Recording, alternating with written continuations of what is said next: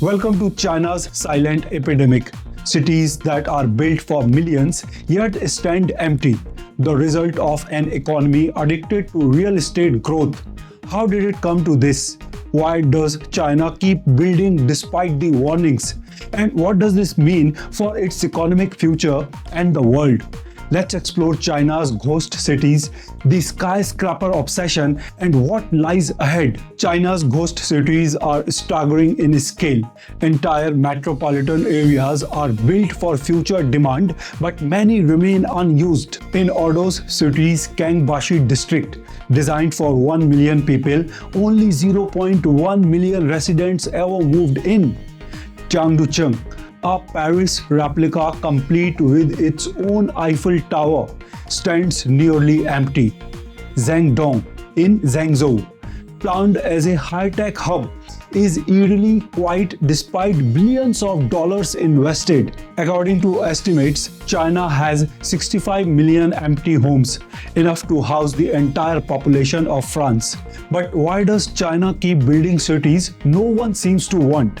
To understand why ghost cities exist, we need to look at China's economic model. For decades, China's growth has been driven by construction and real estate. To fund infrastructure, local governments rely on land sales to developers. Real estate companies borrow heavily, betting on future demand. For China's growing middle class, buying property is seen as a safe investment, a status symbol, and wealth-building tool. Real estate contributes up to 29% of China's GDP, one of the highest shares globally. The result? A construction frenzy that boosts GDP growth but ignores actual demand. But this model has a dark side: debt. Developers borrow billions to fund their projects, betting on endless growth.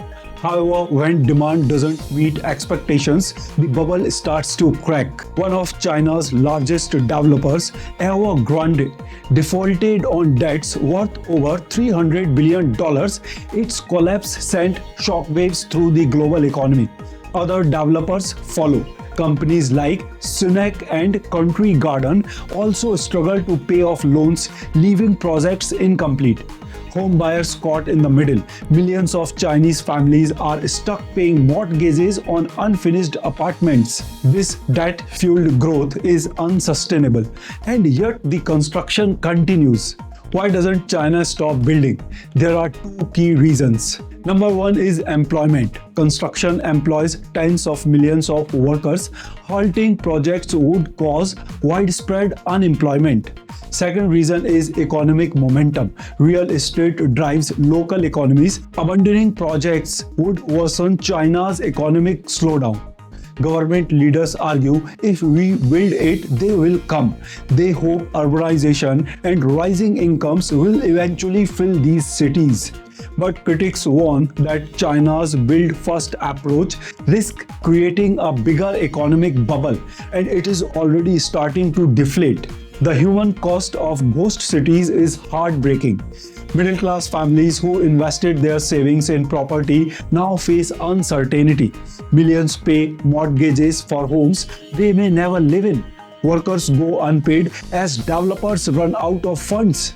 China's real estate boom was once a symbol of prosperity. Today, it is a growing burden on ordinary people. This crisis isn't just China's problem. It could have ripple effects on the global economy. China's construction boom drives demand for steel, cement, and resources worldwide. A slowdown could hit global suppliers hard. Global investors fear contagion if more developers default. Countries with similar housing bubbles may face their own reckoning. So what is next for China's ghost cities and the world? China faces a tough challenge: reform its reliance on real estate, find ways to repurpose ghost cities, turning empty malls into schools, factories, or affordable housing. Some cities are already experimenting with solutions, but the road ahead is long and risky. What do you think? Can China solve its ghost city epidemic, or is the skyscraper bubble too big to pop? Share your thoughts in the comments. If you enjoyed this deep dive, Don't forget to like, subscribe, and hit the bell icon for more global stories that matter. Visit manishgoswami.com for more stories. Thanks for watching, and I'll see you in the next video.